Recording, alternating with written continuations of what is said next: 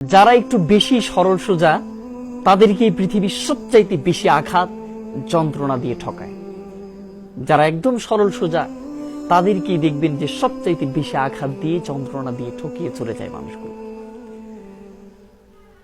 সেজন্য সরল সোজা মানুষের দেখে ভয় পান।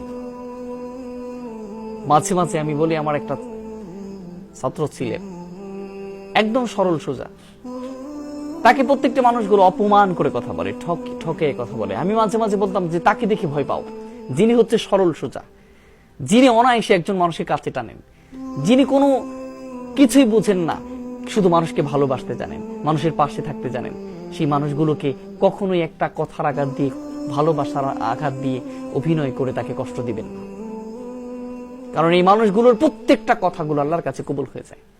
এই মানুষগুলোর কথা বলার দূরের কথা, কিন্তু একটু খালি কষ্ট পেয়ে আমার সাথে এমন করলো, আমি সরল ভাবে একদম সরলতার সাথে ওকে আমি ভালোবাসলাম, কাছে টানলাম, দিন শেষে আমাকে শেষ করে চলে গেল, দিন শেষে আমাকে ঢুকায় নিমজ্জিত করে চলে গেল।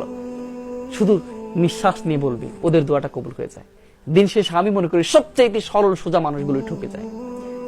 দিন শেষে ভালো মানুষের ভালো মনের মানুষগুলো ঠকে যায়। দিন শেষে অনায়াসে একজনকে কাছে টানার মানুষগুলো ঠকে যায়।